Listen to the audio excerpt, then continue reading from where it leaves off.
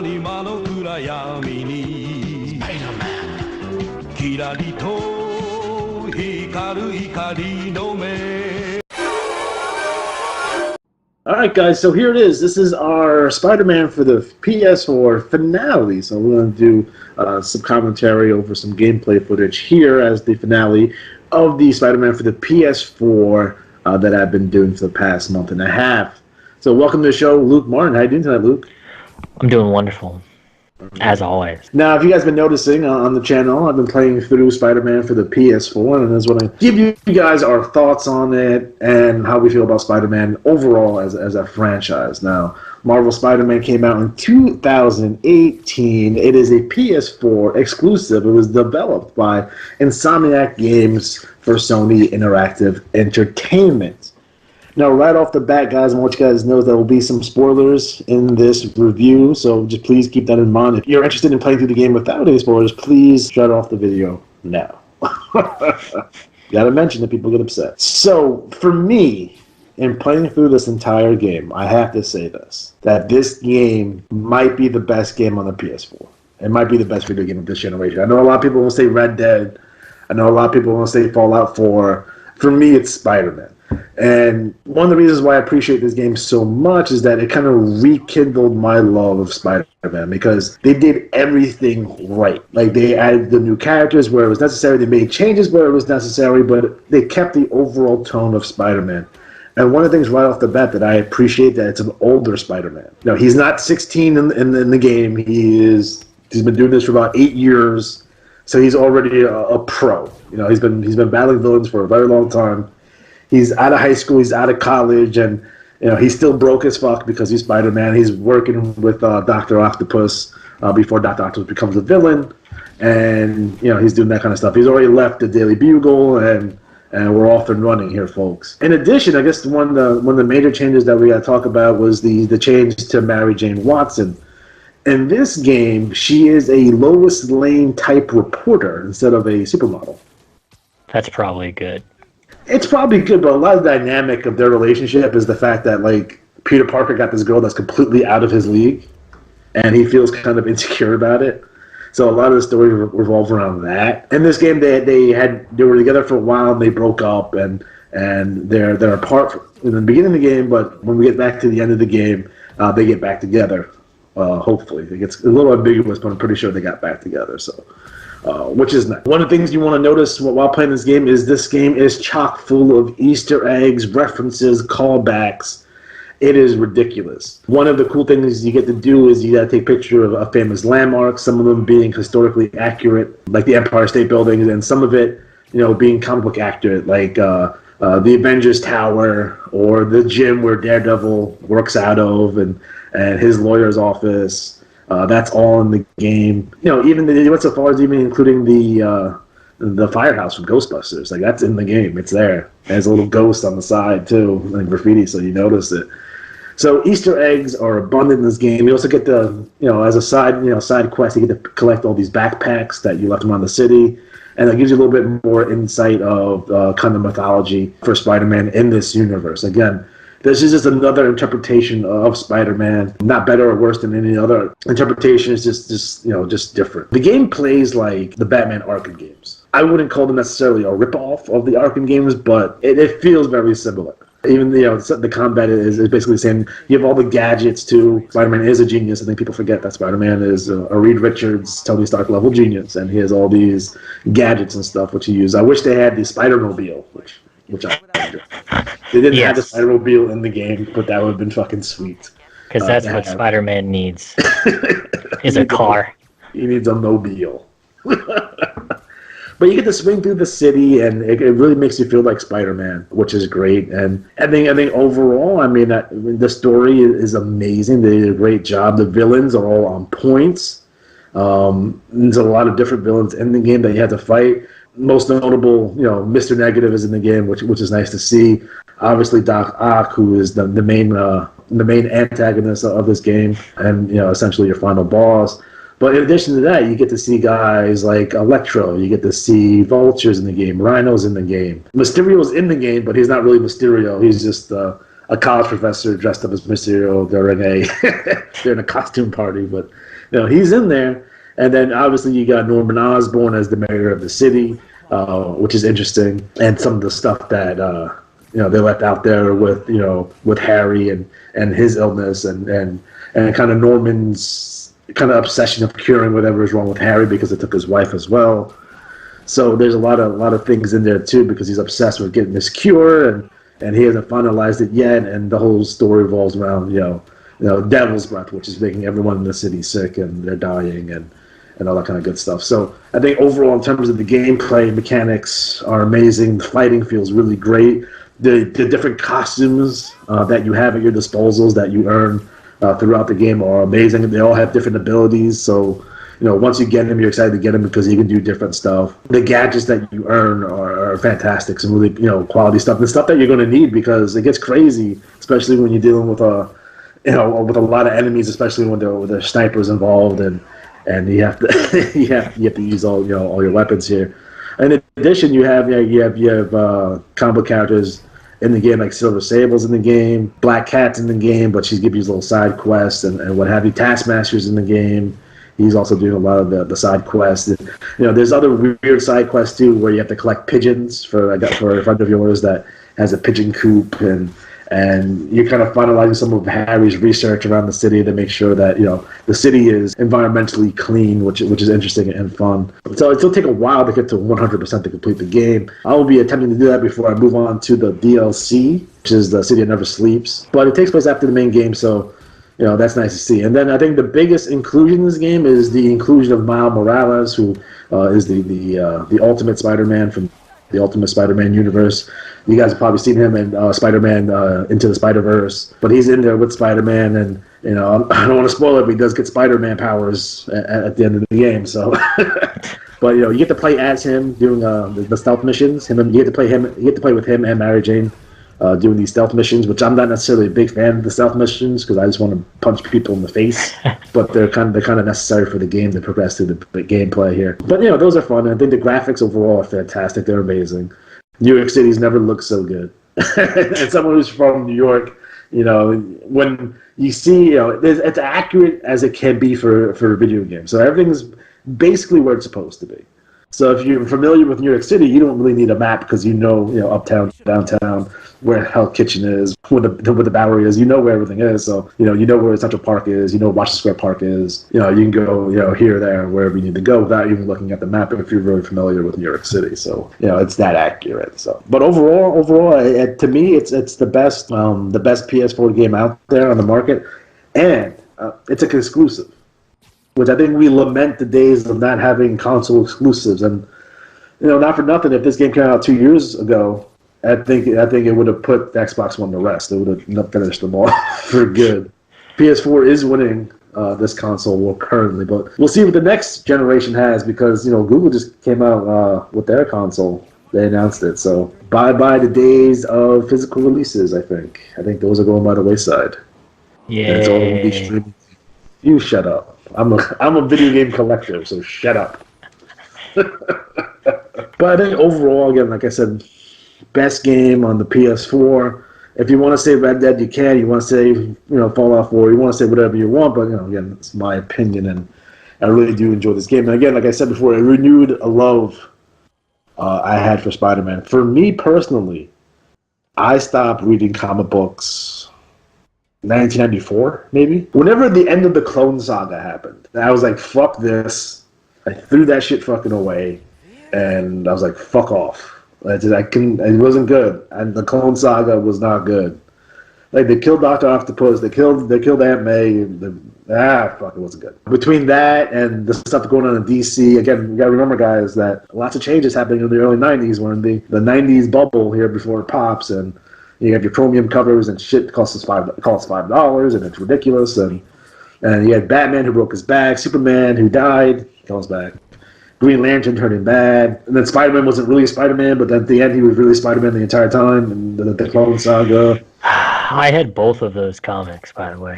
I had Hal Jordan when he turned bad and killed Sinestro for his last ring, and I had the one where Bruce's back was broken and the guy got the mechanical bat suit. I can't remember who replaced him, but It was Jean Paul Valley. Yeah, well, whatever it was, I had those, and now I don't have them. Yeah, it was a rough time to be a comic book fan because they were really fucking with the status quo here. They do it a lot now. They do reboots and the universe changes and all kinds of shit. That's commonplace now. But in like 1992, that was not commonplace. The only time that's happened was with Crisis on Infinite Earth, and even that was like, oh, people were not necessarily all that happy about it. They've done like the big crossover that kind of started the trend was the Secret War, and that was just to promote a toy line that came out that same year. So, but we'll talk about Secret War at some point. Our buddy Matt hates the Secret War, and I love the Secret War. So there's always a conflict there. Matt stopped reading comic books, I think in '88. Whenever Fall of the Mutants were, he was fucking not happy with that. But for me, Spider-Man was, I had a love for Spider-Man, especially late 70s, late 70s, 80s Spider-Man. When I was a kid, I would pass by this comic book store every day going home from school, and it had a faded cardboard standee of Spider-Man in the window, and I was like, that looks awesome. Looks awesome. Finally convinced my dad to let me go in there, and I bought two comic books, one being Amazing Spider-Man 274, and Incredible Hulk. I don't remember the number off the top of my head, but it was a special time in life, and I feel that this game kind of rekindled some of that magic for me. We'll see how it goes moving forward, though. So, look, I know you haven't played this game yet, but you've heard all the reactions, you've seen the gameplay footage. What are your thoughts right off the bat? I think that it is a PS4 exclusive. Yeah, I don't have a PS4, so I'm probably not going to play this game anytime soon. But from what I've read and what I've learned about it, it's kind of what they needed to do for a long time with Spider-Man, and that's make an open world game, because that's kind of, the thrill of Spider-Man is the ability to do those type of things where you're flying around, New York City, webbing everywhere, that sort of thing, like feeling this city, because that's what Spider-Man is about. I think what Spider-Man's always kind of been about. Even though Spider-Man is a superhero, he's also from New York, and that's kind of like the setting for almost all of his comic books. So I don't think there'd ever been a Spider-Man game that really kind of opened up New York City or did a good job of representing New York City the way this game does. And I like Spider-Man just like anybody else does, and I also like the fact that it's just nice to see them do service to that type of comic book that everybody loves but never really got a good game behind it. And I'm glad that whoever did it had that right idea for the concept, because it's just, I remember being a kid and playing like the Spider-Man beat 'em ups and stuff, and you just, you always wanted to like get out of that path and like see where Spider-Man could go and like, kind of move around with him. And I'm just glad they finally did it. I don't know why it took that long for them to come out with a game like this. It kind of seems like a no-brainer for whatever reason. The Spider-Man for the PS1 is sort of kind of similar, but not as good. Yeah. You have Spider-Man Shattered Dimensions, which gets into the multiverse Spider-Man, which this game I'm happy to not get into. Because that's, when you see Spider-Ham and Spider-Man Noir running around, like, this could be bad. But I think overall, it captures the essence and the feeling of Spider-Man. And I think people forget that, Spider-Man is a superhero, but he's also very grounded, and, he's very street level. So in this game, not only are you fighting these supervillains, but you're fighting people committing crimes around the city. So if someone's getting carjacked or someone's selling drugs, you go down and you beat up some bad guys. That's the way it goes. And I think overall, when it comes to a game like this, it's a welcome addition. I think it exceeds anything in terms of superheroes. I think it might be better than Arkham Asylum. I have to play those again. Really. I will. I'm going to play those again. I'm going to have videos on those. But I play those again and see if they hold up as well as this game does. But I think overall, it is, as advertised. When it said 9.4 on the cover, it might be a 10. Like, it might be a fucking 10. It's one of those games that you get mad at the end because it's finished. And I just want to keep on playing. It's I want this game to keep on going on forever. It's one of those type games, and I'm glad that they came out with some DLC that has some big content attached to it. So I'll be checking that out, and we'll see videos on that as well. But yeah, I think overall this game hits a home run. It's a home run on the bottom line. Home run. So I did want to take some time out to talk about Spider-Man in general, Spider-Man and pop culture and kind of the future, Spider-Man's hot once again. You got, the Spider-Verse. I think that won a fucking Oscar, right? It was fucking amazing. The best animated. Yeah. I mean, I haven't seen it yet, but I haven't got time to see it yet. I hope it's as advertised, and from what I understand, it is. It's gonna be hard to beat some of those DC ones though, because some of those DC animated movies are fucking really good. Better than anything DC's doing on the big screen by far. But for me, Spider-Man starts in terms of the media, and it's funny to me because when Superman came out in '78, right, they didn't come out with any other comic book movies. Like, there's no Batman movie in like 81, 82. There's no Spider-Man 81, 82. It wasn't until Batman. It took him a long time to get Batman done in '89. And then throughout the 90s is when they started to come around with the X-Men, Spider-Man, Fantastic Four, and into the 2000s. But what we had instead was the 1966 cartoon, which the iconic theme song comes from, Spider-Man, Spider-Man. That's where that song comes from. And for the time, it doesn't hold up well. I recently just watched that again, and it's like comparing it, and you have to compare it to the time frame, right? So obviously I'm not going to compare a cartoon from 1966 to something that would come out in 2019. That'd be ridiculous. But I tell you this, that show is not, in terms of animation, story, voiceover work, it's not as good as, say, Johnny Quest. Johnny Quest is a much better show than Spider-Man. But it does introduce, all your iconic stuff. It has your early Spider-Man stuff, your J. Jonah Jamesons, and your Betty Brants, and all that kind of good stuff, which is fun. And it does capture the essence of Spider-Man. It's a really low-budget cartoon. Marvel at this time were putting out low-budget cartoons because they had the Marvel superhero series before this that wasn't necessarily animated. It was basically just still shots of the comic book with voiceover work, and it's ridiculous. But that was Marvel, and Marvel would come out with a Fantastic Four that was pretty good. It was made by Hanna-Barbera in the 70s. But for me, like, Spider-Man doesn't pick up in terms of animation until 81's Spider-Man series, which that one only lasted for one season, but it's really good. It's surprisingly good, and it nails all the villains, and it does such a great job overall. Again, you have Betty Brant as the stand-in for Mary Jane or Gwen Stacy, like she was early on in the comic books, as well as the kind of the love interest, and Peter Parker's trying to take her on dates, and he keeps on being late because he's doing Spider-Man things. The premise of the show, but they do overall a great job. He teams up with other heroes, which is nice to see, across the board. But I think the superior series, because remember, there was basically three Marvel series that come out at the same time. There was Spider-Man, there was the Hulk, which is really underrated, by the way, guys. Go check out that Hulk cartoon from the early '80s. It's really good. It's underrated. But I think the best out of all three of them was Spider-Man and His Amazing Friends, which sounds ridiculous, right? That sounds fucking ridiculous. Because it's Spider-Man, Iceman, and Firestar. And Firestar was created for the show. He wasn't a real hero before that. They had wanted to use the Human Torch, but licensing deals got in the way of that, so they couldn't use the Human Torch. So they created another fire type of hero and made her a girl, and was off and running there. And that scene was really good. It's like you see the X-Men are in there like twice. That's fucking cool.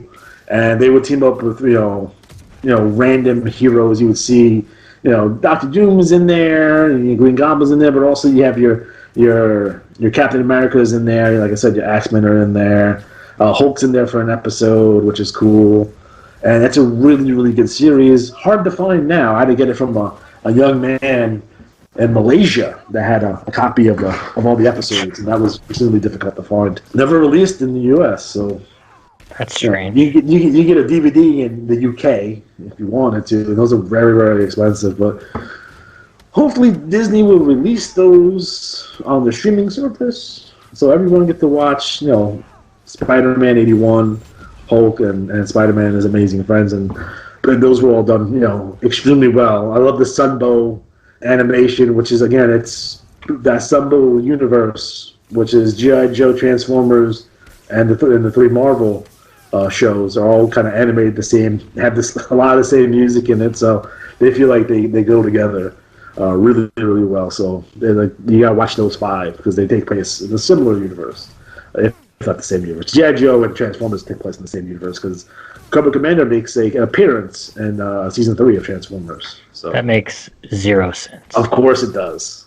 but it's the 80s and it's G.I. Joe, so no one cared. In addition to that, there were two live action series in the late 70s, early 80s. First and foremost, it was the Spider-Man live action TV series, which wasn't really a TV series. The way this worked is that they had I want to say they have 10 to 13 episodes, and they didn't want to do it like they did like the Hulk or like Batman or Wonder Woman. What they did instead, because that show got huge ratings, they would just hold on to the episodes and air them during sweeps weeks, and that's it. And then they would cobble them together to make like an hour and a half movie. So you get 3 episodes as one movie.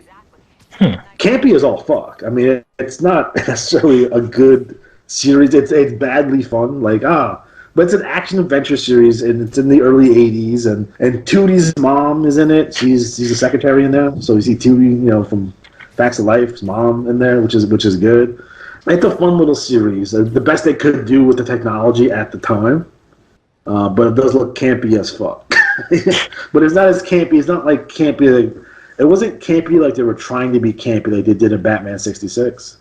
Right. This was like, it's just, it fits in with like your Knight Rider and your A-Teams and those type of shows, those kind of action adventure shows, Airwolf and all those. You can definitely see that being a part of it. But for the longest time after that, there was nothing. The cartoons were on reruns. That's why I initially discovered them. That had to be the late 80s when I saw, Amazing Friends and reruns, because they ran those for fucking ever. Like, those were on NBC in the morning, and they ran those shows fucking forever.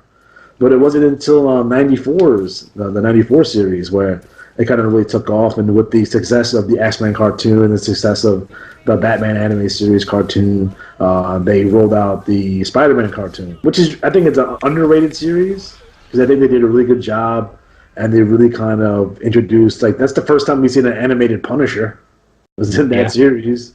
Like, he had lasers, though, but what are you going to do? It's a kid's series. The 94 one? Yeah. Yeah, I remember that. That was the 94 one was huge because it was really well done. They had like the X-Men and stuff going on, so for some reason it was like a really good time. Yeah. And they did a good job. This woman became like the head of Fox. Yeah. And she was really big. She was really much involved with the X-Men pilot, the pilot of X-Men. I don't know if you've seen that 30-minute pilot episode. It's around out there. It's old though. Yeah. But she was trying to get it on like a network, and no one would give that show a shot. So when she got in the power over at Fox, she greenlit all these shows, and they all ended up being really, really good. So I liked it because they did it fit really well with the comic book, and they put everybody in it. So it had Daredevil was in an episode, Punisher was in an episode. So it wasn't. Yeah, and Michael Morbius in there. Like, when did you see Michael Morbius? He can't bite people. He has shit on his hands because they had to really, they were really, really fit. They talk about nowadays you can't do that on TV, but the early 90s were like that too, where you can do shit on TV. No, so especially if the bullets were lasers, lots of human on robot violence. Yeah, like Ninja Turtles, where the foot soldiers are robots and not guys. So they were really, really fickle about those type of things, and I guess rightly so, to a certain degree. You didn't really mention death all that much, that kind of stuff. But that 94 series is really good. It ends on a cliffhanger though, because they got canceled. Why? But, I don't know. They started doing the Madam Web stuff where and the Mary Jane, it's like in an interdimension, she's lost in the void. And you don't know what happens to Mary Jane. That's fine. She's died. I don't know what it is about Spider-Man and Mary Jane, but for whatever reason, their relationship is awful. Because as soon as they get married, she gets kidnapped. So, that's not a good way, or not a stable relationship. I think a lot of people don't like that. He even got reconned when he did marry her, and a lot of crazy shit, he had the stillborn baby stuff, and it's when comic books are not fun. And I think that's what happened to a lot of comic books in the mid 90s. I think up until now, some of these are not fun. No, they're very dramatic, very soap opery, and like they stop being fun. And it's like, I just want to see Spider-Man beat some people up, and it doesn't have to be attached to some like world-altering event that's like 1,000 people are going to die. Like sometimes the stakes are too high, and they forget to make comic books fun. And I think that's the problem we see with the DCU. Their movies is like, how the fuck do you have a brooding fucking Superman? Like, why is Superman upset? Why is he emo? Why is he sad? He's not supposed to be sad. He's supposed to be the complete opposite of Batman, light and dark. Yeah, I don't know. I don't like Superman, but they can make him a good character. They just don't. They could. They should have done it like they did Captain America and have him take place, in the 40s. That would have made more sense. It would have worked. Yep. And then they could have even used it raising him from the dead, but they did. Yeah, I don't know. As far as DC goes, the Aquaman was good, and so was. Do you think Aquaman was a ripoff of Black Panther? When you had the brother, the family members fighting over the crown, and it just a lot of people were saying that Aquaman is Black Panther taking place underneath water. I think they're similar, but only because that's just like a trope. Like, yeah, of course. That'd be like saying, like, oh, this hero, was discovered, and then he joined a bigger force and fought greater evil. So basically, Star Wars is a ripoff of everything. So it's just people nothing is original. I just think people forget that. So it's not like these ideas just come out of air and space. Like there are original ideas. Batman is taken from Sherlock Holmes and Zorro and some of the other heroes, and Superman, again, being the first superhero. I think he was the first alien superhero, if I'm not mistaken. Yeah, I don't. Yeah, well, that was weird. I don't know. I think that Superman and Spider-Man are similar in the sense of they both represent a time when comics changed. So Superman's obviously the prime golden era, golden age hero, and I think Spider-Man is the 60s age because he was really what put Marvel on the map as far as him. Fantastic Four, yes, but Spider-Man I think is the most enduring. He was the last one. He was the last. I think he came out. Obviously, Captain America, Iron Man, Hulk, Thor, Fantastic Four all came out prior to Spider-Man. I think X-Men maybe came out after him, but it was definitely a counterculture 60s. We have a teen hero that's not a sidekick, which was a big deal because before that, all kid heroes were fucking sidekicks, with the exception of Shazam or Captain Marvel. You want to be a dick about it? His name is Captain Marvel. I agree, but that's a whole other fucking thing. Hey, are you surprised that a lot of people are not trying to insult Captain Marvel, the Marvel movie, by calling her Ms. Marvel because that's her name? She is Ms. Marvel. I mean, that's not. But no one has used that costume. It changed in the comic book. We know that, but there was a Captain Marvel before her. Yeah, and Captain Marvel. Yeah, but Captain Marvel, that whole thing was way back in the day. I don't know. It's just weird. But we'll see Rogue take her powers. Yeah, Carol Danvers. Yeah, we don't see that at all. We haven't had a good Rogue. Let's not get into that. I had a crush on Rogue when I was a kid. Who didn't have a crush on Rogue? She was gorgeous. Yeah, I don't know, man. They people make a big deal about this movie. I don't know what the big deal is about it, but then again, literally anything that happens is now a big deal. So it doesn't matter. I haven't seen it yet. I do intend to see it. Everyone says it's great. I mean, I haven't seen anyone say that was shitty. Yeah. I think a lot of people went into this wanting to hate it but couldn't. I just don't get what the desire to hate it, because it'd be different. I could see people giving it grief if they took a hero and then made them a female just for making them sake of female. But Captain Marvel is a female in the comics. There's never not a time where that fits. So the outrage is fairly weird, and I don't really understand. It's weak. It's weak outrage, I feel. And I know she said some quote unquote controversial stuff or whatever that pissed some people off. I don't really care because I don't go to movies because of actors' political affiliation or beliefs or whatever the fuck they were saying. I don't really care. I don't get my morality from actors and actresses. Obviously, it is what it is. Their opinion is theirs, and I'm not going to begrudge them on it. Whether I agree with them and I don't agree with them, it doesn't necessarily matter. There's no reason to fight a culture war over it because it's a comic book hero. So it's weird to me. I'm someone personally who wants a movie to stick as close to the source material as you can. Now, there always have to be changes. And now with all the reboots they do on a fairly consistent basis every 5 years, the way I look at it, it's just a different interpretation. It doesn't take away from the original. It's just a different interpretation, right?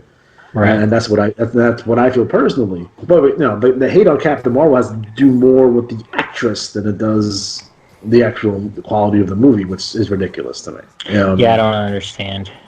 I don't get it. I think you're doing yourself a disservice. Now, again, with politics being on the tip of everyone's tongue and everyone has an opinion, should an actress or actor while promoting a movie probably stay away from those things? Probably be a good idea, but I can't make someone do that. You know what I mean?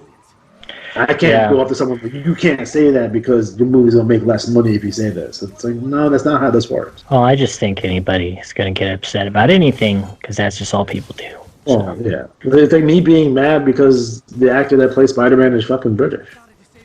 That pisses me off every day. Can't stand it. It's just awful. I'm like, how does this work? Yeah, I don't know. But I think personally, I mean, people should be more upset at Spider-Man 3 because I think everyone around the world would say that movie fucking was terrible.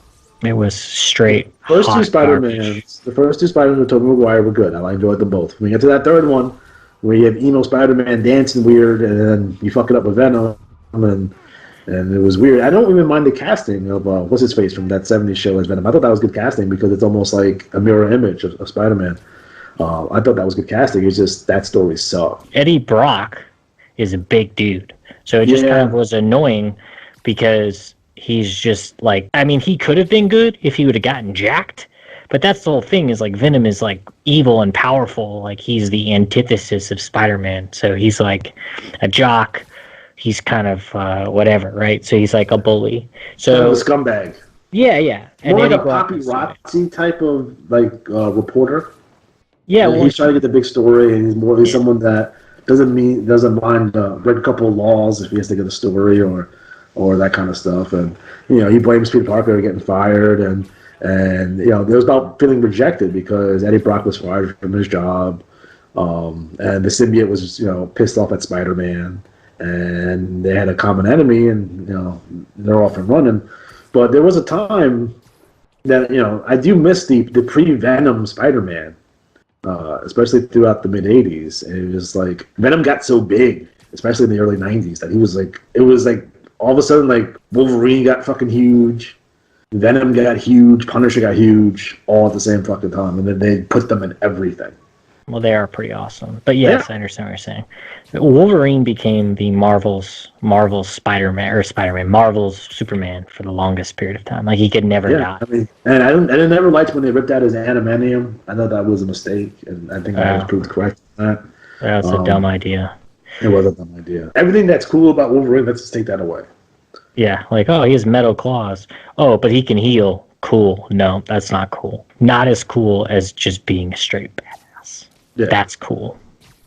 Yeah, I don't know. That was stupid too. But I think that I liked, like, the movie messed up the symbiote suit because Spider-Man is awesome with the symbiote suit. Yeah. And he's not awesome with this. Like, he's stupid with this. Like, he's corny. Like, he's supposed to be, like, streamlined, badass. Like, the reason he had to get rid of the symbiote suit is because it was making him too lethal, right? Like, he was unforgiving. And he was, like, out for vengeance. Beating the shit out of people. And right, and, like, almost killing villains. Yeah. And it frightened him, and he was, like, becoming something he didn't want to be. But for whatever reason, they just decided to not include that and make him do, like, I guess they said that Sam Raimi was trying to do, like, the campy Spider-Man whatever, but it just came off as... Yeah, Venom is not a campy story. Like, there was Spider-Man in the 60s, but Venom wasn't from that. Like, they're just trying to combine... He was trying to combine an era where Venom wasn't a part of. That story is not a Spider-Man story that you could tell when he was... How can you introduce Venom without doing the Super Bowl? I don't know. How can you not introduce Venom and then not immediately get Carnage? I don't know. That's why, at least with this, like, new incarnation of Spider-Man or Venom or whatever, however you feel about it. You just have to understand that if you ever wanted to have the other symbiotes, you have to have an adult version, and you can't have an adult Spider-Man because kids love Spider-Man. So they would lose a butt ton of money if they just made an adult-only Spider-Man movie. Now, if they did like this, if they did an animated movie of the Secret War, yeah, that's money. That's money. Because look at the success they're coming off of. Spider-Verse is probably their biggest animated success, right? You follow that up with the Secret War, unbelievable. Because obviously you could do Infinity Gauntlet and Infinity War, but you just did those in the movies. And if Secret War is something that you can't accomplish in the movies, then you need to give us an animated movie of that. Yeah, they didn't do anything with Civil War either, but that's a really hard one to do. Yeah, well, they called the movie Civil War, but it had some of it was just called the Civil War. It wasn't the actual. Though I will say that the twist in the movie was pretty good. Yeah, I like that. I like that idea behind making. It's not the Civil War unless the Punisher's walking up the villains and shooting them in the head in front of Captain America. It's not. Yeah. So, oh god, they need to make a Punisher movie, like a good Punisher movie with the guy they have playing. Like they need to make it based off the television show that's current. But I wish that they would reboot it and then put the Punisher in a universe with superhumans, and I think that would be. I mean, technically, that Netflix universe is the MCU. Well, right, they reference shit, but they don't out and out say it. Well, that's the thing is, I think that it'll be cool. Because the Shield TV show takes place there too. Right, but I think they'd be better if they have like the Iraq War. I always wanted to do like with superheroes like they did with the Watchmen, where like just alter history. So Punisher takes place where he's like in the special forces and whatever, and he has to deal with like, I don't know, a corrupt superhero or whatever, but he does a bunch of evil stuff for Shield or something instead of being in Iraq. Do you see what I'm saying? Like, you tie it in better. So he, as a human, is dealing with these superpowered people, and some of them are more ruthless than others, and so it's just kind of dealing with that. Because remember, like, they introduced the Punisher, but he was trying to capture Spider-Man. Yes. Now, they reconned that because he was on mind-altering drugs or whatever, but he was trying to kill Spider-Man because he felt that Spider-Man was a vigilante, and he was committing crimes or whatever, and he was trying to kill him. Yeah. They did the same thing with Wolverine. Wolverine was introduced in the Hulk. He's trying to fucking stop the Hulk. Which is awesome. Yeah. Because that's never going to be a good idea. So. I mean, if anyone can stop the Hulk, it's probably Wolverine because you can't kill him. That's true. Unless you rip his head off. I guess that's the rule, right? I don't know. They need to make a Spider-Man and Deadpool movie. That's what they need to do. Well, yeah, I think. Well, yeah, it's going to have to be rated R too. So well, that's what I'm saying. So we'll just put all of those adult elements into the movie. I don't know. I'm glad that hopefully they don't mess up Deadpool movies now. The sad thing is that the Deadpool movies have the most accurate version of both the Juggernaut and Colossus in all movies and all media outside of comic books.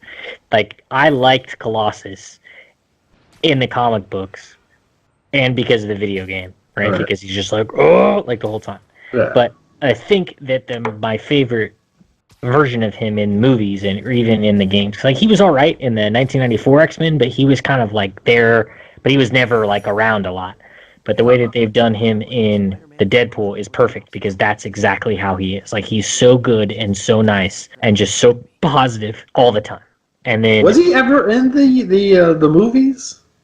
No, well, he was, but he was like not a real character. Like he was always like, yeah, he was in the back. Like there's that one when they attack the mansion. Yeah. He's in there and he like helps the kids get out, and they like shoot at him and he turns into Colossus. But it's never, I don't know. How do you fuck up Colossus? Fuck. Because you don't know what you're doing. I don't know. The Juggernaut was awesome. And he just is an idiot and a jerk the whole time. And I like it. It was great. And then he like rips Deadpool in half. So I think, I don't know. I love Spider-Man. I think that Spider-Man has allowed the universe to grow. Because he's the first, like he's really relatable. Like he's a superhero, but he's still like a person, right? He has real world problems. Right, he does have real world problems. I think that problem with like some of the things that they did in the comic books later on was he became super unrelatable because he was like, Mary Jane's getting like kidnapped in Interstellar. Wow, it just gets ridiculous, right? So they always try to inject him in these like universe, like because he's like again he's Marvel's #1 character. So if you want to have a big crossover, you're going to have to try to include him, but it's hard to include him in like, oh, he's fighting aliens and shit. You know what I mean? It's always going to be tough because he is still street level. But they've done strange things with Spider-Man over. I mean, I'm waiting for the course correction with Spider-Man. Don't forget the Superior Spider-Man, which was Dr. Octopus inside Spider-Man's body for that time period, which is strange. But he did make Spider-Man extremely wealthy. So that's good. Good for him. Because I'm gonna be better than Spider-Man, but at the end of the day, he couldn't hack being a hero because he didn't have the intestinal fortitude of being a hero.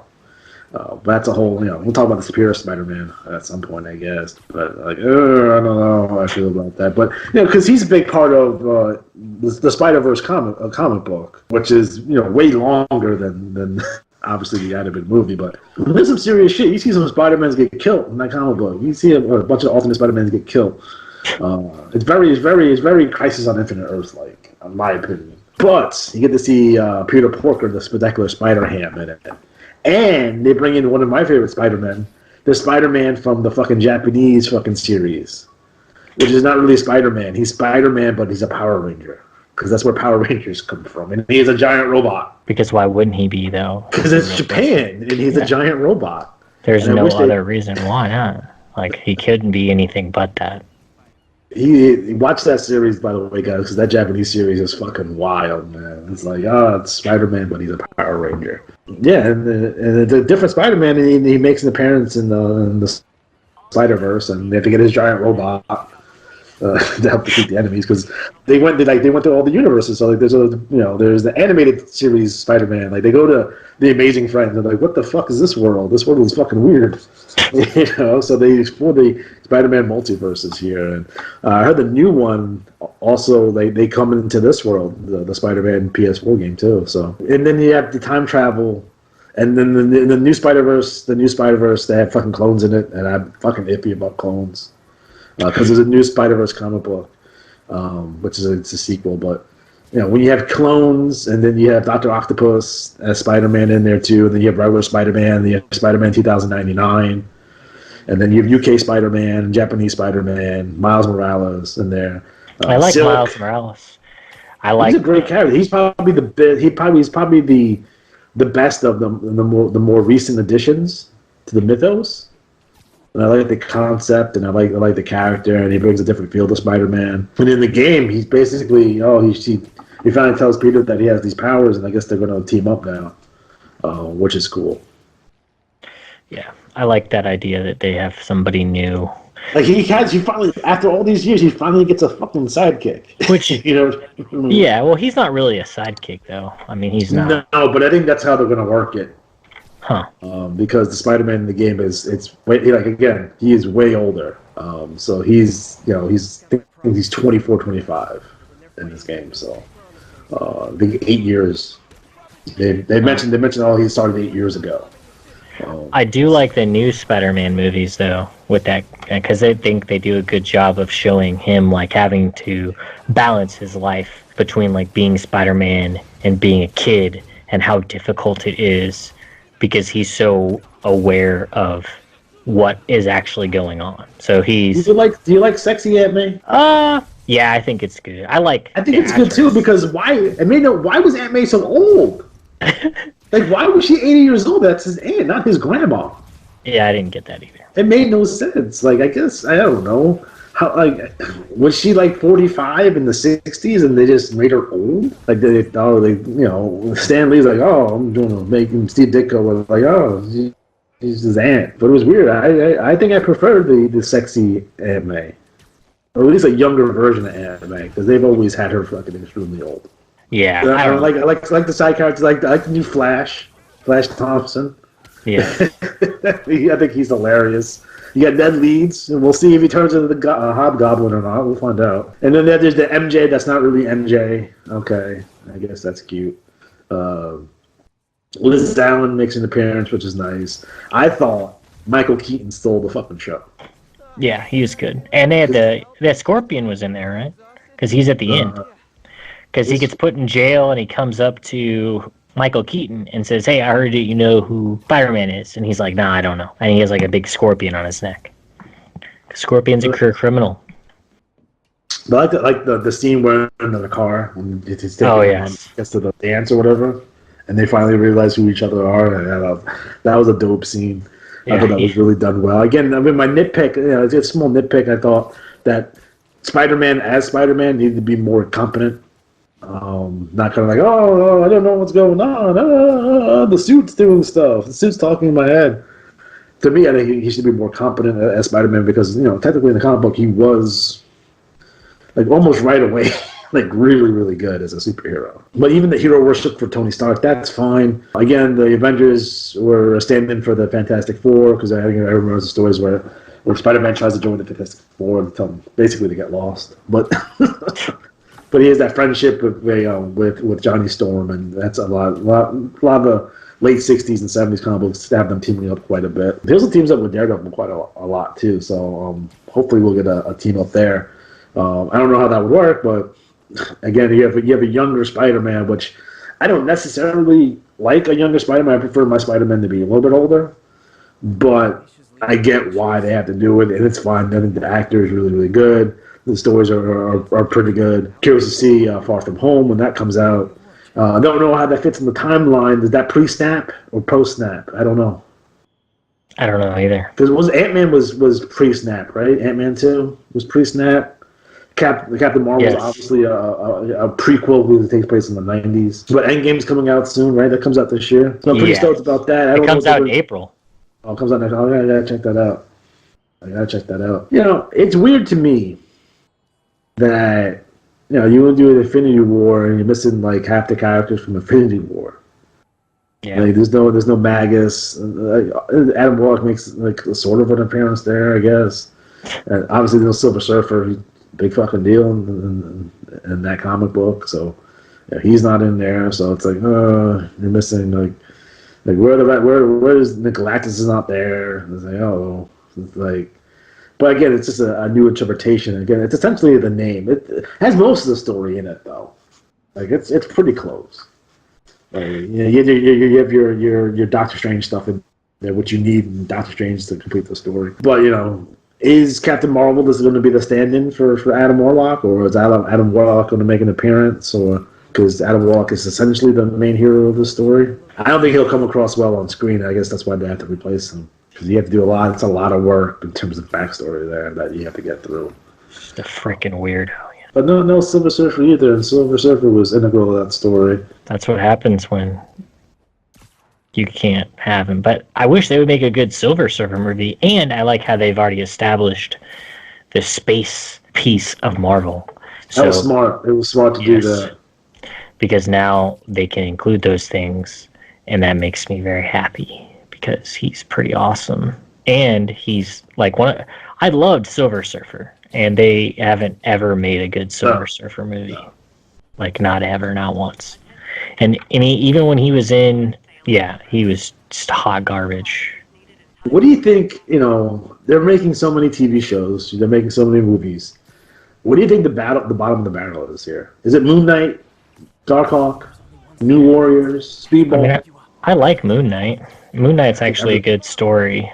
I think everyone likes Moon Knight, but I don't think that's necessarily new. I thought Guardians of the Galaxy was the bottom of the barrel, to be completely honest, because I didn't read the new Guardian stuff. I read the old Guardian stuff. I was like, oh, shit.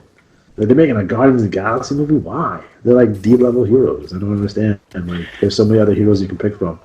And yet they made them. But I didn't realize that they came out with new comic books and they made them awesome. So I was like, oh, okay. Hopefully we see the Starjammers now that they got X-Men in there. So maybe we'll see the Starjammers and the McCrank Crystal, or the M-Crank Crystal if you want to be a jerk about it. Yeah, and Mojo and all that. Mojo and Long Shot. I'd watch a Long Shot movie. Well, they already established Mojo in the universe because they had what's-his-name in the new Deadpool movie. So that's good. It makes me happy. I want to see Arcade. Remember Arcade? Yeah, they had an X-Men video game on the NES. Spider-Man was in it. He was one of the characters he could be in. So there you go. We don't have this X-Men game. We're just going to throw Spider-Man in here, too. Well, you got to make it's like the Spider-Man game that they like, oh, we're going to throw in the Submariner and Hawkeye and Black Cat. At least Black Cat makes sense. Yeah. Like the Punisher beat him up. The second player is Nick Fury for no reason.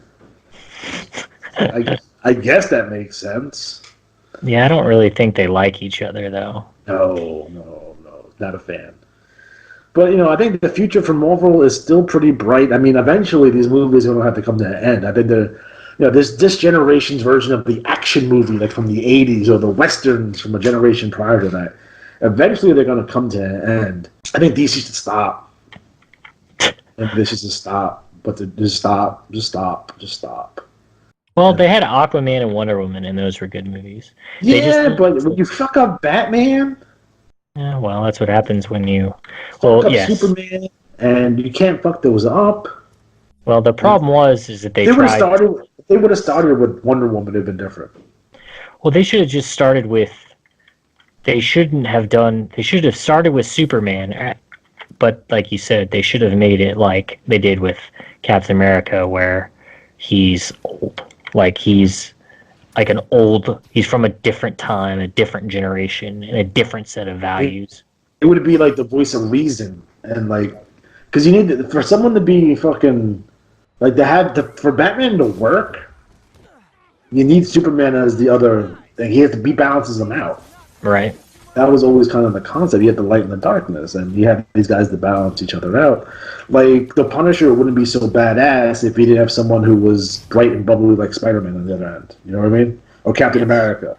It doesn't work that way. And I think so far, I think Marvel has hit a lot of home runs. We'll see if they run out of steam. If that Captain Marvel movie is good, which I'm pretty sure it's going to be, then the sky's the fucking limit. They can just do anybody at this point.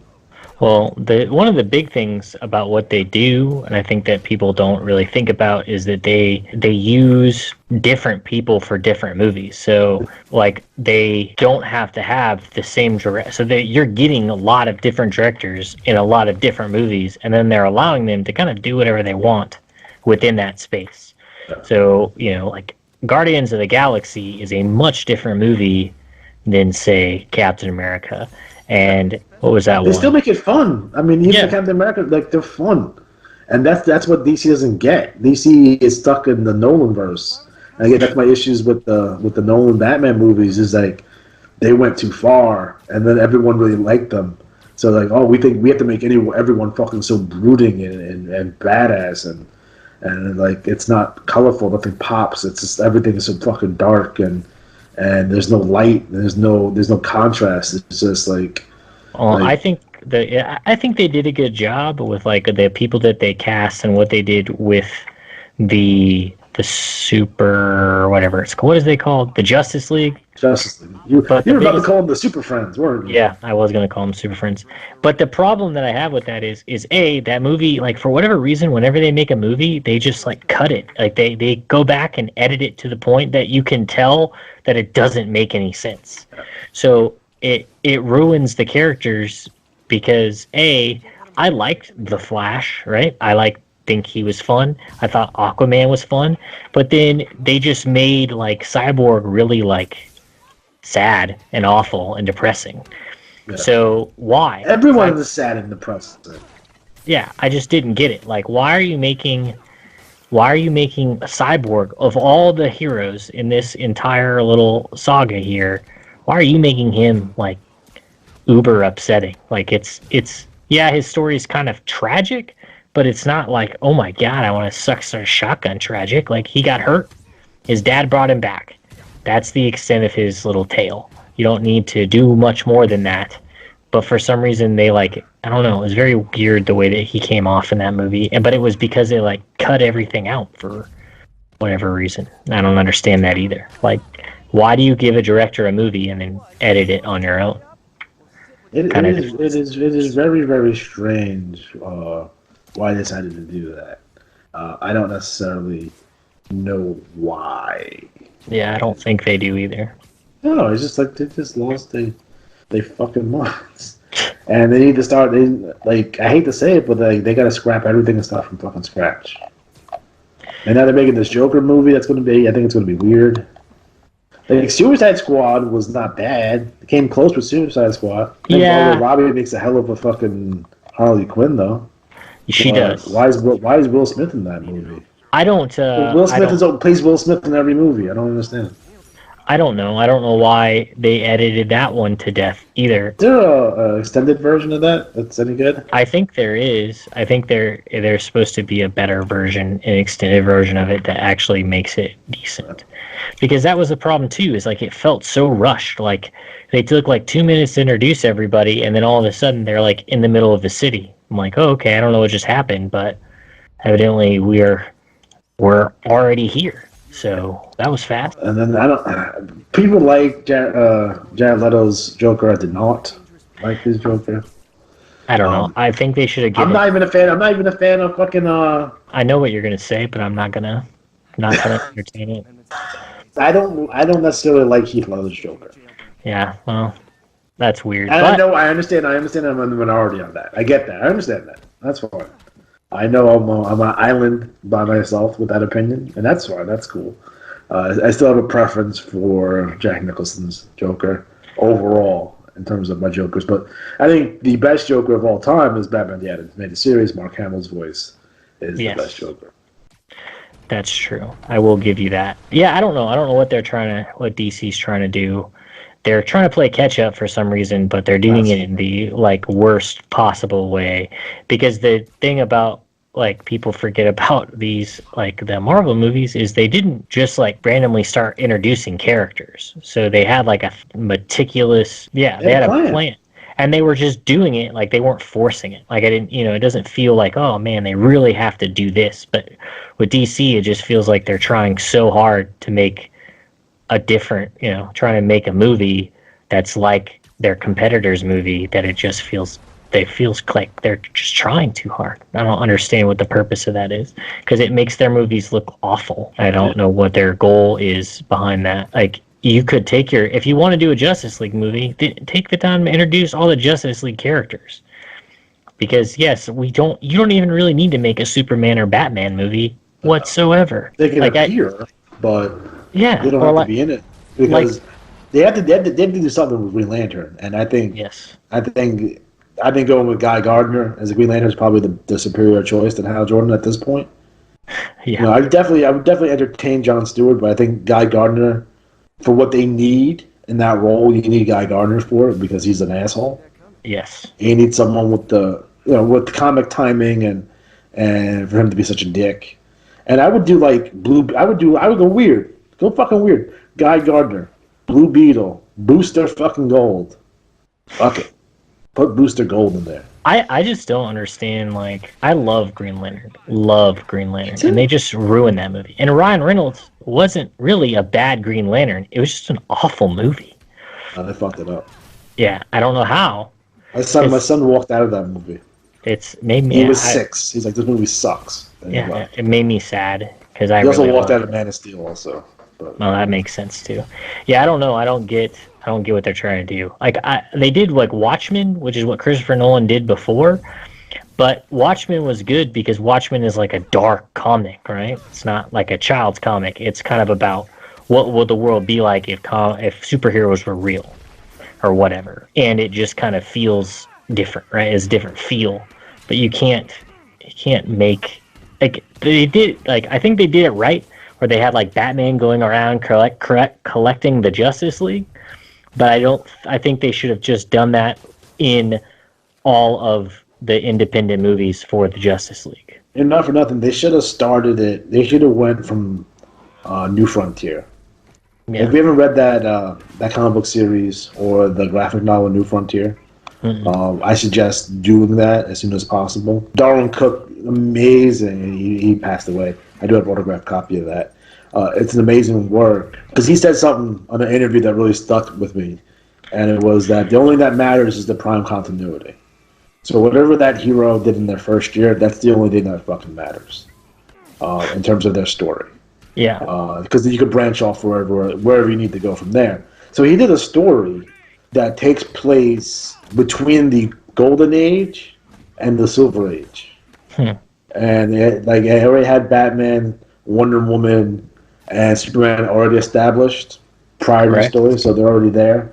And then it introduces their Silver Age heroes, The Flash, Green Lantern, Martian Manhunter, and how they form the Justice League. And that story, takes place in the 60s. And it's really, really fucking good. They made an animated movie on that that's excellent. I highly suggest watching that movie. And I wish they would have brought that to the big screen and did that interpretation, because it's something different. And you wouldn't be accused of copying Marvel. You wouldn't be copying Marvel. You'd be doing your own thing. And it shows how Batman went from being like the pulp style hero of the 40s to the more lighter tone. And it showed the reason why. It introduces Robin as like the reason why he has to stop fucking being a dickhead.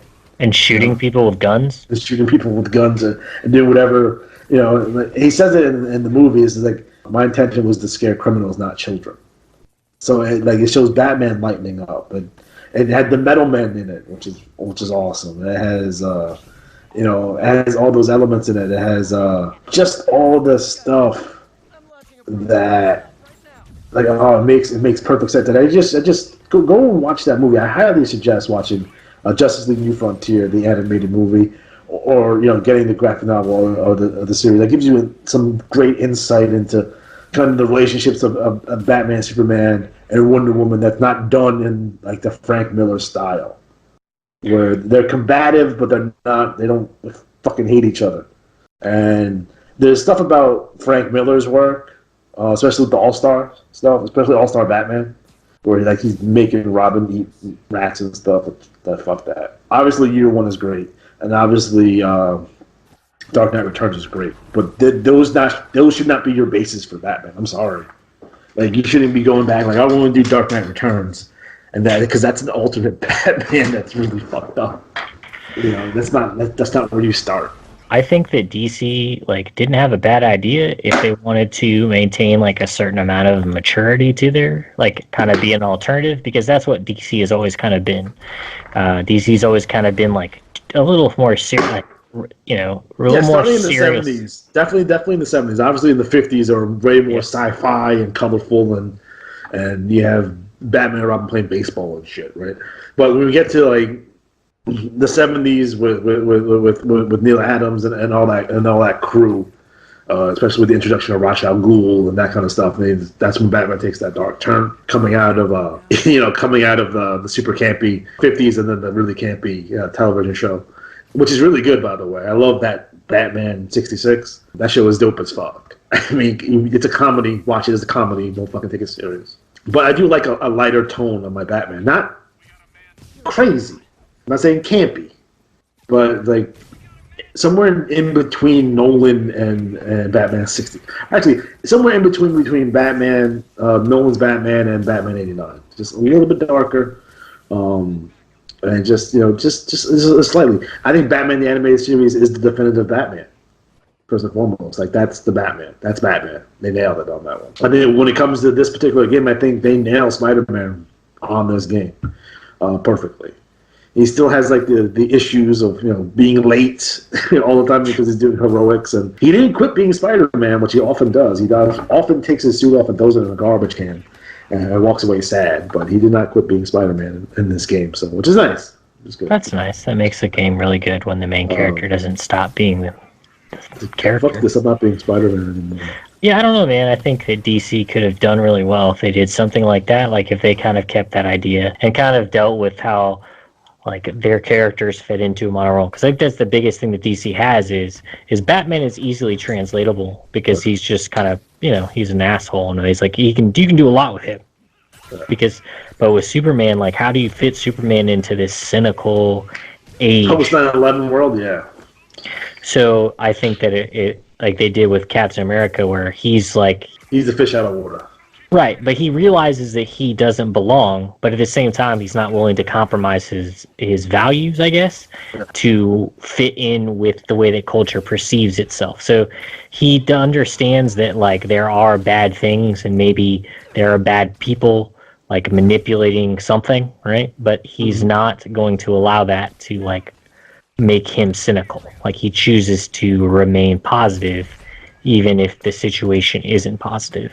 And I think that's kind of what is neat. You could use about Superman. Like maybe he realizes that his ideas or his values are no longer like in vogue, but he refuses to give them up because he realizes that if he gives them up, there's really nobody left to, if he's supposed to, protect humanity and make it its best self, then he has to maintain that attitude, because if he loses it, who's going to defend it or something of that nature?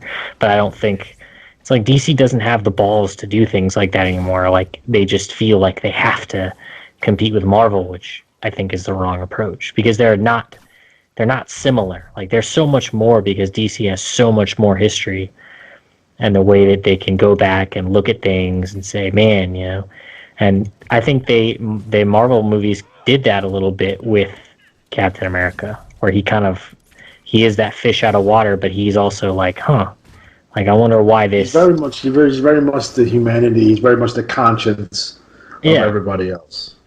But he's not overbearing. He's not moralistic, I guess would be the best way to put it. He's not trying to be a Boy Scout. Right. He'll fight if he feels like it's necessary, but and then they make fun of it too. So there's that one point where they're in the what are they doing? Oh, they're fighting those bad guys in the second movie in Civil War, and Tony Stark curses and he goes, "Hey, watch the language," or whatever. And he's like, "Did you just tell me to watch my language?" Like, so that like it's they're smart enough to understand what their characters are like, but not to make them hated. Because I hate Superman, and the movie did nothing to make me not hate Superman. I hated it too, because I hate when he like randomly attacks them for whatever reason, and just randomly attacks Batman. And the whole concept behind him attacking Batman was that his mother was going to get hurt by Lex Luthor, but like that defeats the whole purpose. He's willing to sacrifice. You know what I'm saying? He's not afraid, I guess would be the word to. If you want a good incarnation of Superman, watch the animated movie Superman versus the Elite. I think I'll give everyone some nice insight on Superman, and it's kind of the way he thinks, at the very least. I don't know. I think that I don't know. That's my biggest problem. I think that Marvel and the people that are controlling Marvel have a really good idea about who their characters are, and who people see their characters are. And I think that they do a good job of catering to that. And I don't think they try to change. Like, obviously, like you said, things have to change. It's difficult to tell certain comic book stories in a movie setting. But every comic book, even like Ant-Man, is good. And then I think, too, the way that they've done their casting is amazing. They nail everybody. Yeah, like you could have. Who's ever casted poorly? Like, who can you say, like, that wasn't a good for that role? Yeah. No one. I can't even think of one. And even like the minor characters are good, but it's also just like, Chris Evans, like, and the people that they got are Tom Hiddleston for Loki, and what's his name for Thor. Tom Hiddleston came in to become Thor, and they just were like, you should be Loki, and he's like, oh, okay, and then they nailed it perfectly, like. It couldn't have gotten anyone better. And then, even Robert Downey Jr. as Iron Man, it's amazing. Well, and it's so crazy because no one would have thought Robert Downey Jr. would ever make a major movie, and because he would they had to get like extra insurance. He was so toxic. Remember, you forget that. Yeah, he had a major drug problem, and he was completely out of his mind for a large portion of the late '80s into the '90s. Well, yeah, they said he had to, Disney fronted the money for him, or not Disney, but whoever the production company was, they fronted the money to cover Robert Downey Jr. because they couldn't get insurance for him on the film. So, because he's so insane or whatever. Yeah. They just couldn't have done better, and the people that they brought in to direct these movies are amazing. Putting Taika Waititi as the director of Thor Ragnarok and completely saving that series from itself, because the Thor movies were literally the worst Marvel movies, I would say, by far. because they had the stupidest story, and they were just not like, other than Thor and Loki, there really wasn't a whole lot like going on with them. And then Thor Ragnarok was. We'll throw the Hulk in there too. Fuck it. No. Yeah. Well, it was awesome too, and it was like they got. The way that they did that movie, and then they cast like Jeff Goldblum and as Jeff Goldblum, because Jeff Goldblum plays Jeff Goldblum in every movie. Because no one ever wants anything but him. But yeah, he's like the what's his name, the overseer. What's his name? The guy that he plays in the movie. But it doesn't matter because he's so perfect for it. It just everything fits in, and Hela is like but she's it's not really about her. Like she's the villain, but not really. I mean, it's more about Thor and him evolving. And stuff like that. So I think that they did. They made literally their weakest link amazing, and I think that's just because they have they have literally unlimited amounts of money. Yeah, they get any actor who's like no one turning down these roles. Well, and they don't have to have. They're not relying on these movies to make their budget. Like, they don't need. They also know going into it that they're going to do $1 billion. Yeah, they don't have they can make an Ant-Man movie. You couldn't make an Ant-Man movie, but they did, and it was good because they said, "All right." I want Rom the fucking Space Knight. That's what I want. I want Rom the Space Knight. That's what I want.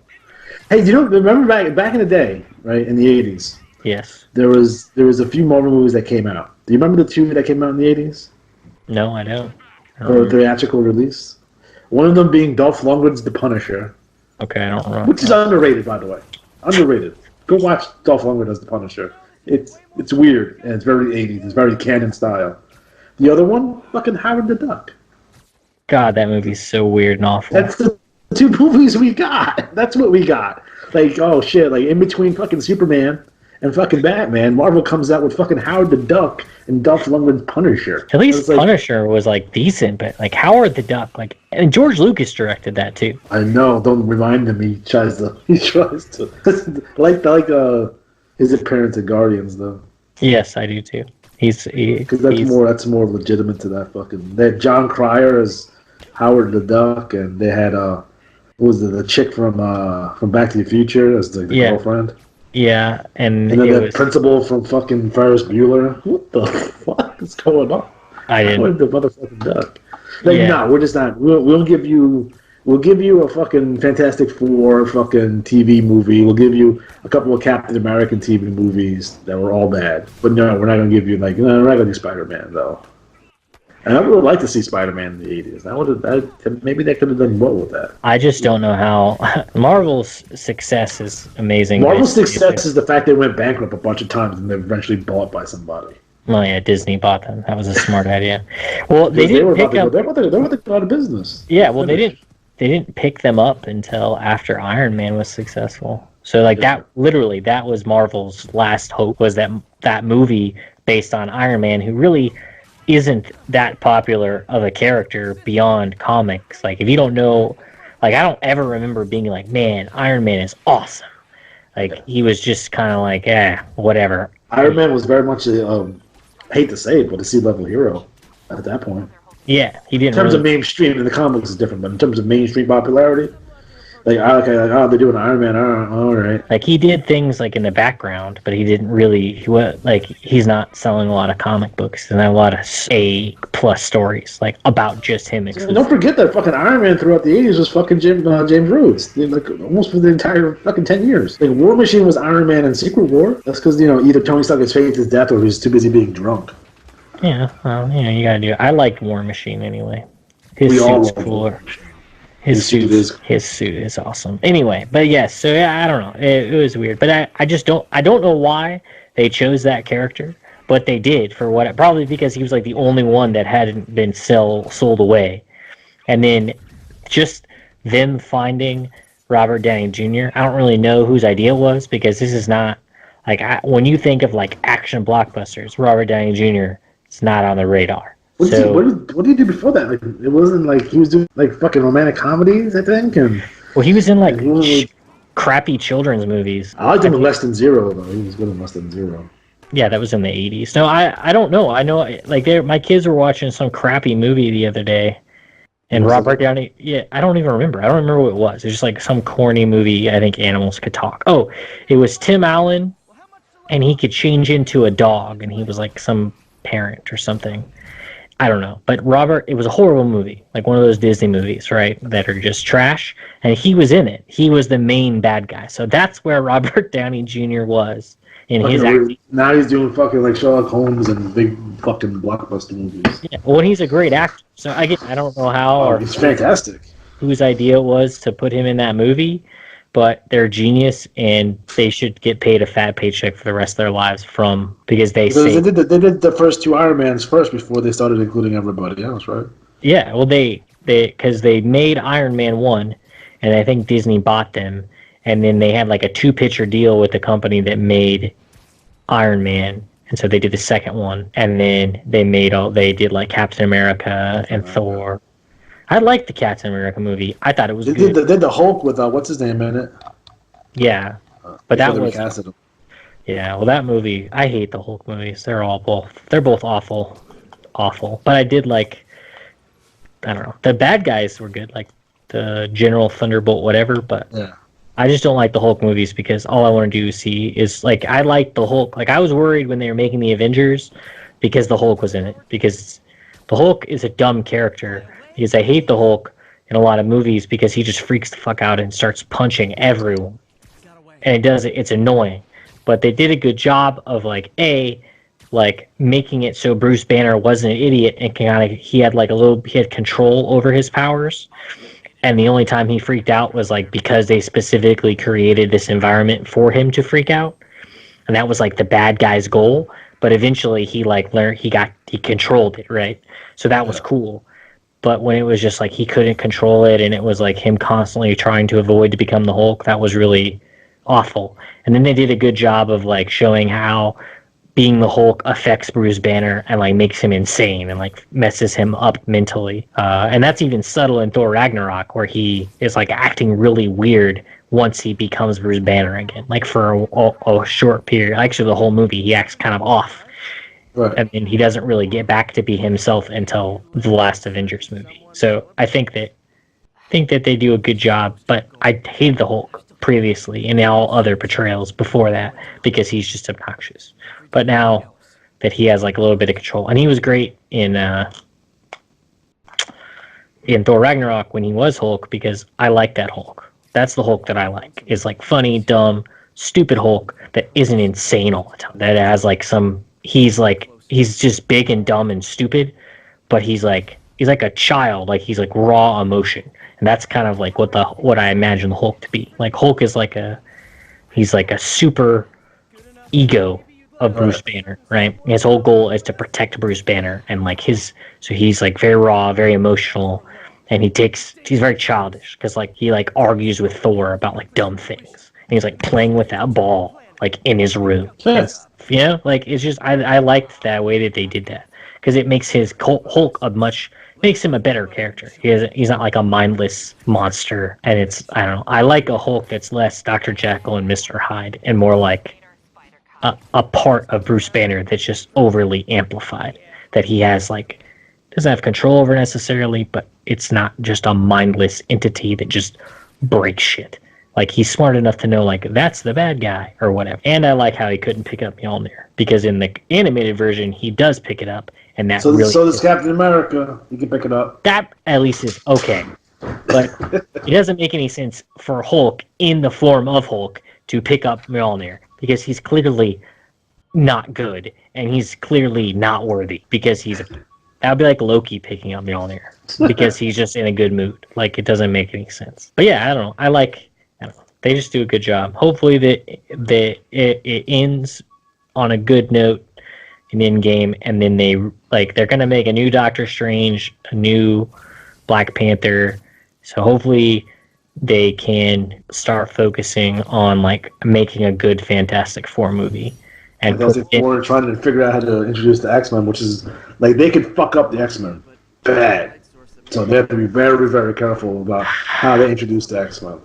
And I hope they just keep making Deadpool movies. I think they should figure out a way to, like, you start from the beginning. So you have Captain America and the mission in World War II, and At his side, Logan. That's where you start with the X-Men. Yeah, I think from there. Or I think that you just... They just appear because the Avengers are going after Magneto. And something. They just or like have... no explanation, they're just there. Yeah, or have something, because I mean, there's like this one thing where like they're talking about how the X-Men get created, like what creates the mutants or whatever, and so basically like something to do. I don't know. They're gonna have some way. Hopefully, they have a good way of fitting. Because Apocalypse was the first mutant, right? Yeah, he's ancient. So I really was excited when they made a movie with Apocalypse in it, but it was awful. And it wasn't the greatest, but I've seen worse. I love the fact that it took place in the 80s, and you're on the mark for that. So. Yes, I like that a lot, but I didn't like the fact that Apocalypse did none of the cool 80s things that he's supposed to do. Like his horsemen were lame, and Archangel wasn't really all that exciting, and I loved Archangel, especially in the 90s. Because he looked really cool, and he was like an anti-hero, I guess. But I liked him, and they didn't really do any. They always ruin his character. I don't know why. He's hard to do. I think for some reason he's hard to do. Yeah, they don't get the. I don't think they understand his. They don't really understand his character or motivation. I think that's where it's not coming across. But I thought when they did First Class, I thought they did a good job with First Class. I thought they did a great job with Days of the Future Past, which is I watched both cuts because there's two different cuts of that movie. I really do like that movie, and I don't know about Phoenix because I'm looking at the trailers and I'm like, I don't know about. Jean Grey's character is awful. I don't like her in any comics ever, so I don't know. Why can't we just call her Marvel Girl? Why can't we just not have her in the just remove her completely? You want her just to be like these treat Aquaman? Just stay here. I don't. Guard the base. I just don't like her as a character because she just is. I just don't like characters that hurt they're heroes, but they can't control themselves and they end up hurting other heroes. It's stupid. So you're making a good guy a bad guy for no reason. So I don't really like that. It doesn't really make the character more compelling. It just makes them a liability. And plus, if Professor X can already do what she does, then what's her purpose? It's just for her to turn evil. So, and then become uncontrollable. So I don't get that. But I hope they do a version of X-Men where it's Rogue, Gambit, Beast, Wolverine, Cyclops, and Colossus or something, and Nightcrawler. And then they get rid of Jean Grey. Maybe you can replace her with Psylocke or the what's her nuts, the White Witch or whatever her name is. You mean Emma Frost? Yes, White Queen, Emma Frost. Because I like Emma Frost. She's been a villain. I know they made her a hero now, but she's when I was a kid, she was a villain. Yeah, but she's a hero now, and she's cool. Hanging out with the Hellfire Club. Yeah, I remember that. I think they should start with Mr. Sinister. Would be the way to start. That's what I was gonna say. I love Mr. Sinister, and I think it'd be good if Mr. Sinister, if that's how they introduce mutants to the thing, is that Mr. Sinister. Have him way back in the day, because he starts out in the 1800s or something. He's trying to cure his son. So if he creates mutants, and then it builds from there or something, where they kind of focus on him as the first guy and whatever, because he works with what's his nuts, Apocalypse stuff. Yeah, but you don't have to talk about Apocalypse. He just you leave that. You leave because there's weird X-Men characters that didn't necessarily get done correctly. Shadow King being one of them, Apocalypse being another one. Mr. Sinister absolutely has not been done justice. I think they did a great job with Magneto as of late. So he's fantastic. But the X-Men have so many more villains, and you kind of always focus on the same shit. It's Sentinels, and it's the mutant registration, and it's the government from time to time, and it's Apocalypse, and you don't introduce any of the other villains well, and that's an issue. I haven't really done anything with the Sentinels that was good ever. They're always stupid. Well, Days of Future Past, they had them.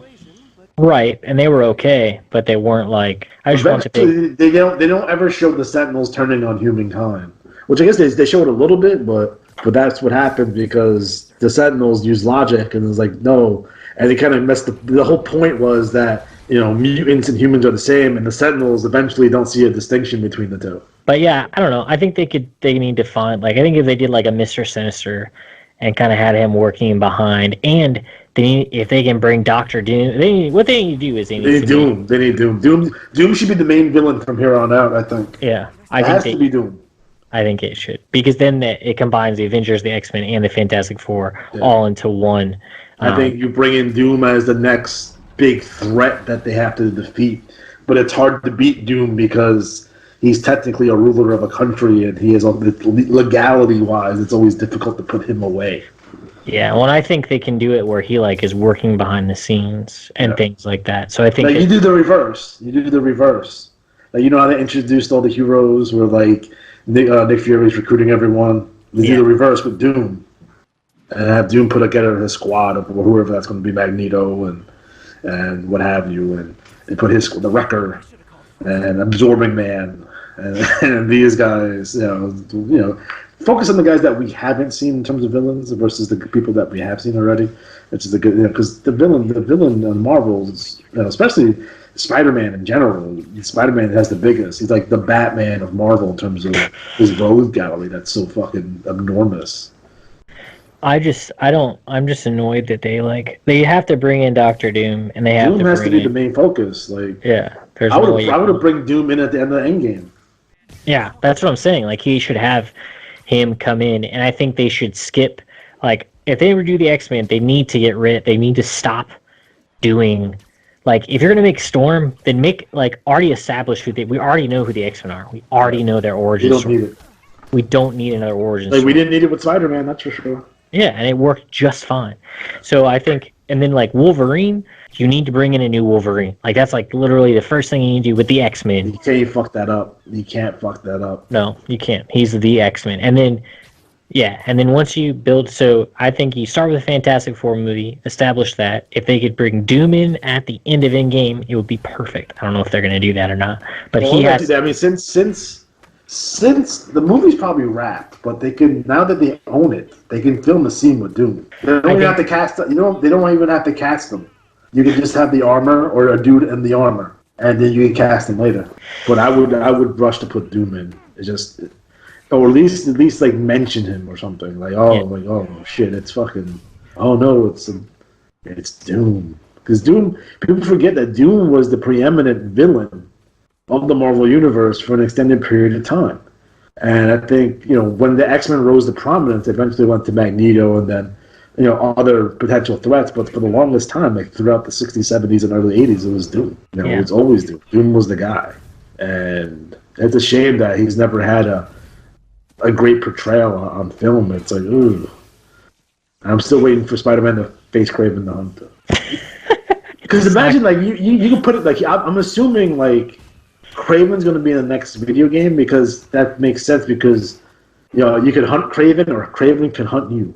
Imagine you're just going around the game and all of a sudden Kraven comes out of fucking nowhere and fucking attacks you. Then he fucking dips away.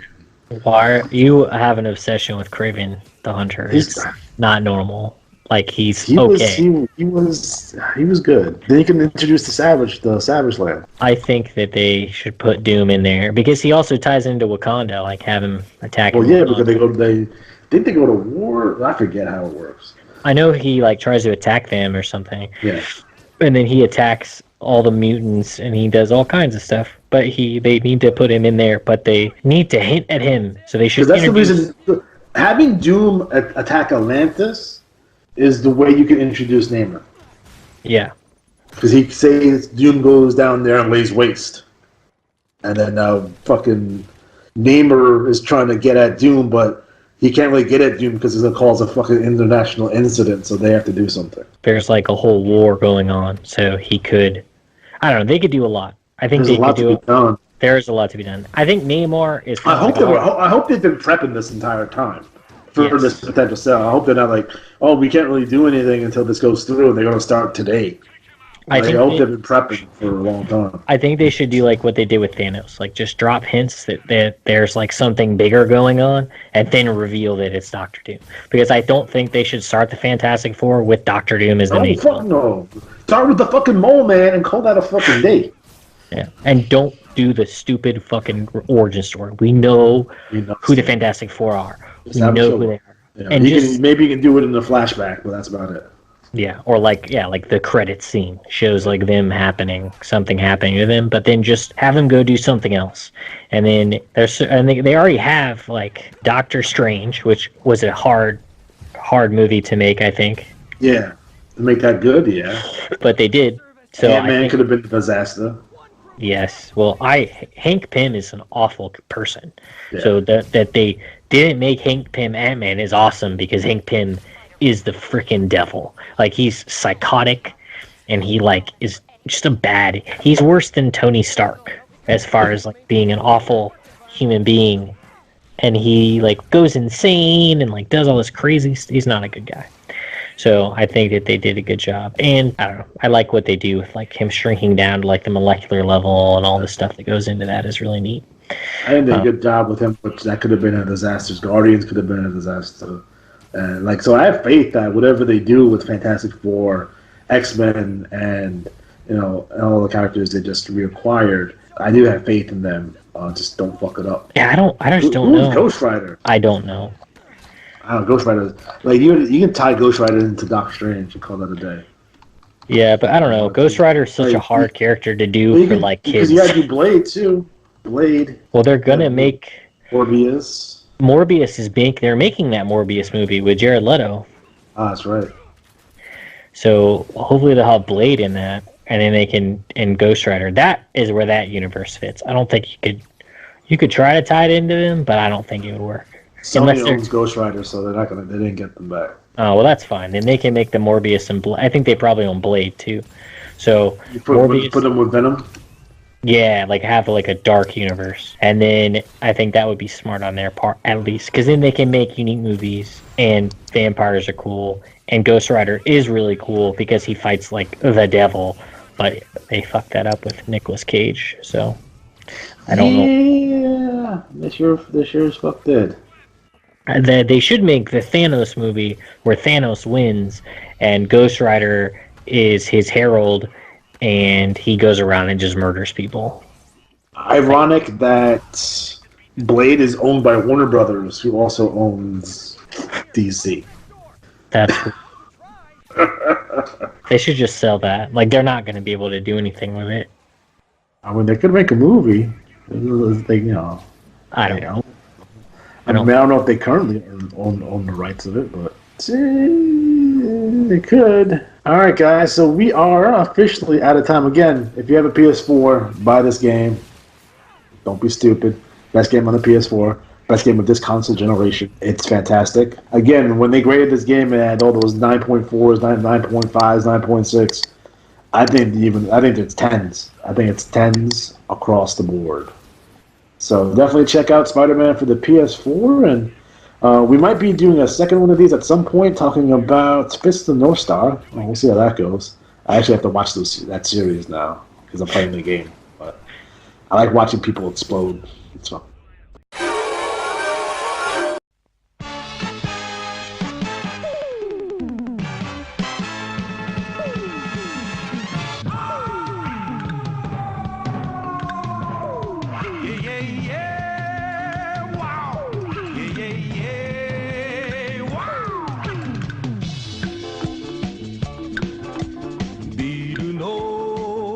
Spider-Man キラリと